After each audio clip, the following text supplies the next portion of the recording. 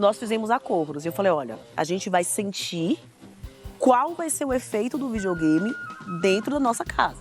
Se mexe com o seu sono, se mexe com o seu apetite, se mexe com a sua socialização. Com o seu humor. E se mexe com o seu humor, a gente vai diminuir. Esse tema não sai da cabeça de quem tem filhos, mas diz respeito a todo mundo, tá? O uso de telas e redes sociais por crianças e adolescentes. Avançou agora na Câmara dos Deputados um projeto para proibir o celular nas escolas. E uma pesquisa mostrou, gente, que 62% dos brasileiros são a favor dessa proibição. E o debate acontece no mundo inteiro, seja o uso na escola, em casa ou na vida. Proibir, restringir ou liberar? Depende da idade, depende do momento, depende da situação. Eu realmente acredito que no futuro, daqui a 15, 20 anos, a gente vai olhar para trás e fazer como a gente conta as histórias dos anos 80, falava, nossa, eu andava com 6 primos no fundo do carro, sem cinto, eu andava na caminhonete. Eu acho que a gente vai olhar e falar assim, as crianças usavam o telefone, a internet, sem nenhuma fiscalização e não tinha nenhuma regra. Sabe, acho que a gente vai, daqui a um tempo, olhar para trás e enxergar o quanto isso é absurdo, o quanto é surreal.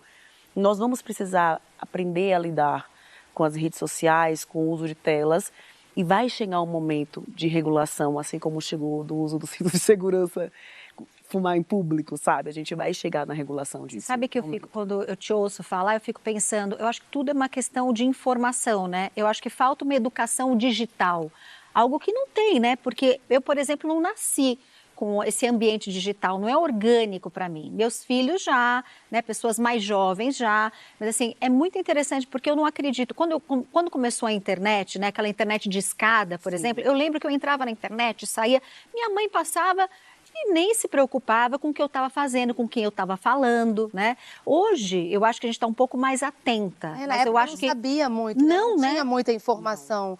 Eu também acho que quando eu lembro, assim, da gente lá em casa usando, né, a internet de escada ou até mesmo o celular, eu lembro que não tinha uma grande fiscalização. Acho que a fiscalização estava mais em cima do videogame, por exemplo. Eu acho que tinha mais essa do que Menino, sai do jogo. Sai do jogo, para de jogar que tem que dormir, que amanhã tem escola. Ou vai tomar banho. Eu acho que tinha muito isso. E eu não lembro, assim, não tenho memória de eu usando o computador, principalmente quando eu passei a ter computador no meu quarto, da minha mãe batendo muito no meu pé, perguntando o que eu estava fazendo ali, naqueles chats, né? Eu sou muito de uma época que se usava muito chat, né? Porque mal se falava, né, dos malefícios, né, de tantas telas. Hoje a gente está falando um pouquinho mais, mas ainda falta, né, Elisama? Falta muito, e não somente o malefício da tela. Nós precisamos entender que não existe vida real e vida virtual. Tudo vida. Daquele comentário que o meu filho, a minha filha vão ler na internet, que nós sabemos, dói aqui. É essa perna que treme quando você lê o comentário. Não é uma perna virtual. Não é uma barriga virtual que dói quando alguém te xinga e fala da tua aparência. Então não tem uma vida virtual e uma vida real, é tudo vida. Se eu não pego o meu filho de 12 anos e largo na rua, numa praça qualquer, numa avenida qualquer, e falo, tudo bem, meu filho, pode ir. Eu não posso fazer isso no mundo virtual, porque ali também é mundo. Também é um lugar em que ele pode encontrar muita gente. E aí eu sempre falo para os pais assim, se fosse uma festa, você não ia querer saber quem é a mãe, que horas você vai entrar, que horas você vai sair, quem vai te buscar, quem são os pais que estão lá, quem são os adultos. A gente precisa ter um cuidado semelhante. Que grupo é esse que você está, filho? Quem está falando com você? Porque não tem essa diferenciação de vida real e vida virtual. Há um tempo, o meu filho começou a gente comprou um videogame, né? Já tem um tempinho. Meu filho teve o primeiro videogame dele com 9 anos. Tá. Nós não tínhamos e era um acordo. Celular na minha casa a partir dos 12. Ninguém ganha celular antes dos 12 e é isso aí mesmo, vai esperar chegar aos 12 anos. Então, quando o videogame chegou em casa, nós fizemos acordos. Eu falei, olha, a gente vai sentir qual vai ser o efeito do videogame dentro da nossa casa. Se mexe com o seu sono, se mexe com o seu apetite, se mexe com a sua socialização. Com o seu humor. E se mexe com o seu humor, a gente vai diminuir. A gente vai diminuir. Deu certo? Deu. Agora, vamos pensar agora só o dar certo. Você falar, né? assim, eu fico muito de olho também no humor das crianças. Muito. Então, muito interessante você me falar isso, porque então acho que é um caminho que eu falo, gente, se não está fazendo vocês felizes, então vamos parar um pouco. Vocês percebem que vocês estão ansiosos demais, estão estressados Mais demais? irritados. É. E aí a Tati perguntou, e deu certo? Depende do que a gente entende por dar certo. Deu certo foi... Ai, mamãe, você está certa, que sensata da sua parte, que mulher sensata. Para sensata? Não, não deu certo. Porque é uma briga. Claro. Então, pois é, não fez efeito. Mas você estabelece bacana, um tempo? sempre. 30 minutos por dia e tal. E vai acabar esse tempo. E não é justo porque tá todo mundo... Eu sei Você que não é todo acha mundo. justo. E eu tive uma conversa interessante com eles em casa. Minha filha não gosta muito de tela. Ela não é dela. Ela é da criatividade, do brincar, do desenho 10. Ah. Ela não é a criança da tela. Meu filho gosta muito mais. E aí eu tive uma conversa com ele para falar, meu amor, deixa eu te contar uma coisa. Esse jogo que você gosta tanto, ele não foi criado à toa, por acaso.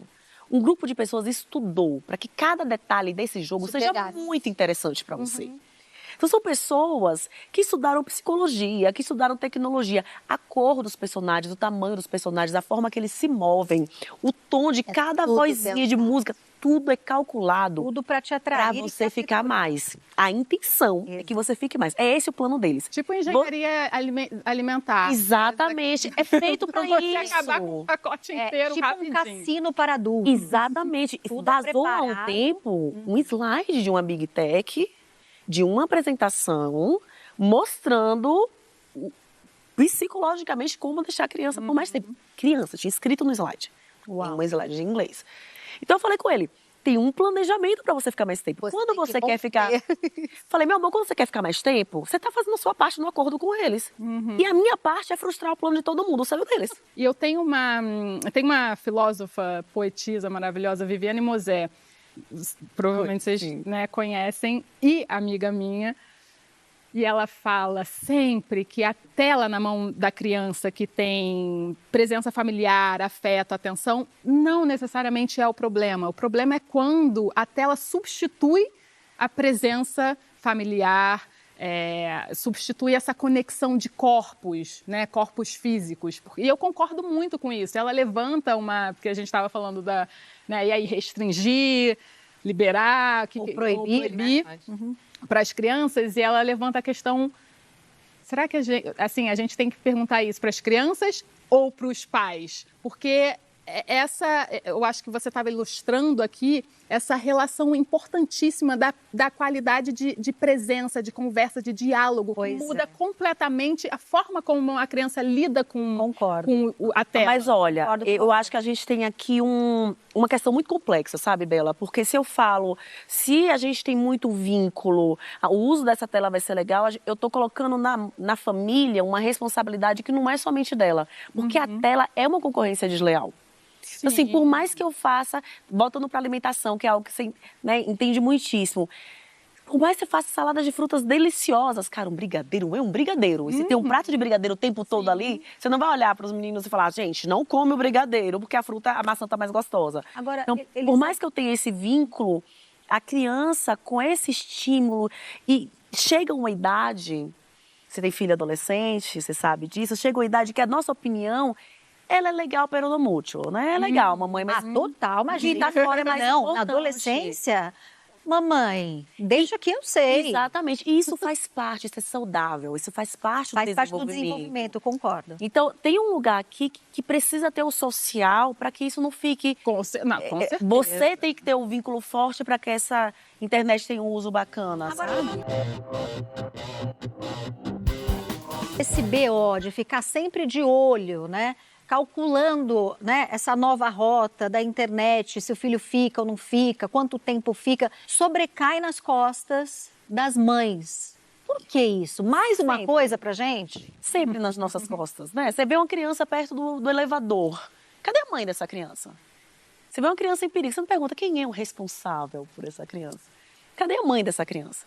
Se surgiu mais um problema, um pepino, um abacaxi, quem vai resolver? Vão perguntar quem é o responsável? O Estado, a sociedade, a família? Não, meu amor, vai cair para cima das mães para variar. Então entra mais um cuidado ali junto com só dê orgânicos, enquanto o mercado só tem comida trash. Se vira para você faça a sua parte, sabe? Não use plásticos, use somente algodão costurado pelas feiras virgens do Himalaia. E você tem que se virar com isso enquanto a sociedade inteira te empurra para o oposto. As mães estão sempre nesse lugar. Salve a criança de uma estrutura que empurra você e a criança para o problema.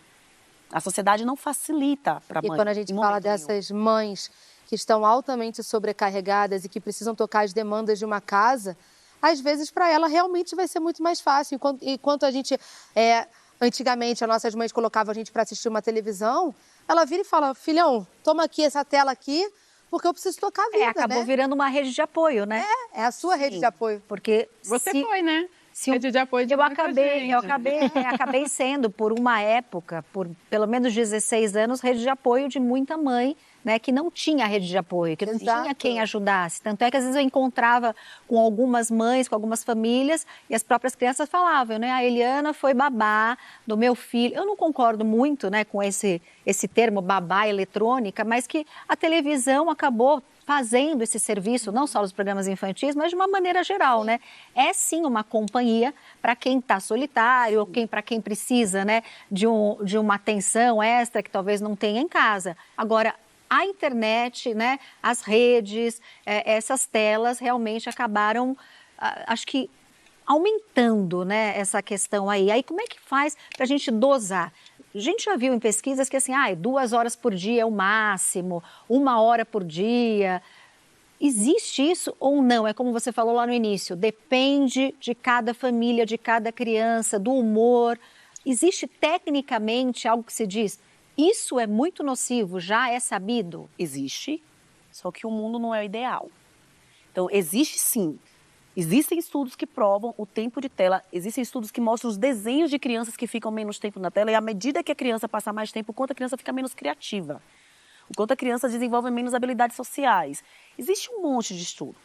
A gente precisa entender que cada família ela é única e ela tem uma realidade. Existe o ideal e existe o possível. E aí, dentro dessa conjuntura, essa mãe que está sozinha, que precisa dar conta de um monte de coisas, a televisão vira esse... Deixa ele ficar quietinho aqui só um pouquinho para eu saber o que ele está fazendo. Para ele me deixar... Para eu poder fazer alguma coisa, exatamente. Para ele me deixar responder o e-mail, para eu conseguir fazer essa reunião. Quantas vezes meus filhos ficaram na televisão para eu conseguir fazer uma reunião?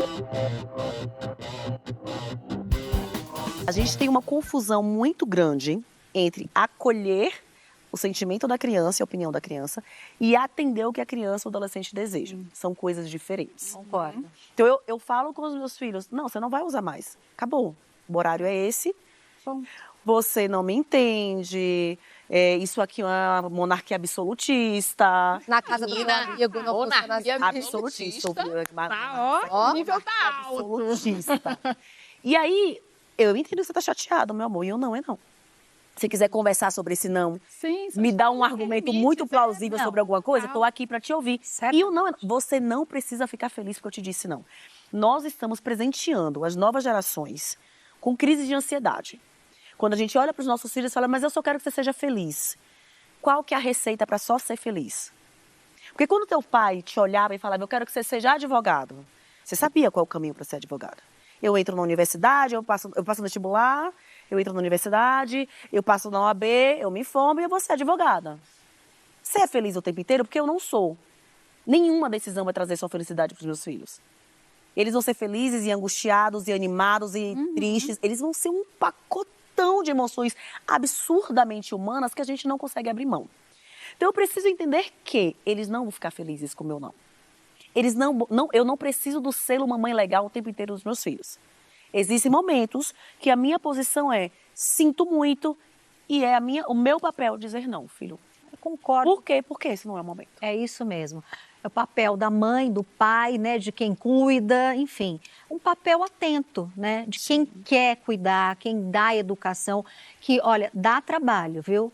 Educar é uma coisa que dá trabalho. O mais fácil é isso, né? Toma, meu filho, vai tomar um sorvetinho. Toma, meu filho, pega o celular. Toma, meu filho, vai no seu... Mas, sem dúvida alguma, é muito satisfatório quando a gente consegue realizar e ver o resultado, né? Você fala, poxa, você está de longe e está vendo olha que interessante, está fazendo aquilo que eu ensinei lá atrás, absorveu, né? Fui exemplo.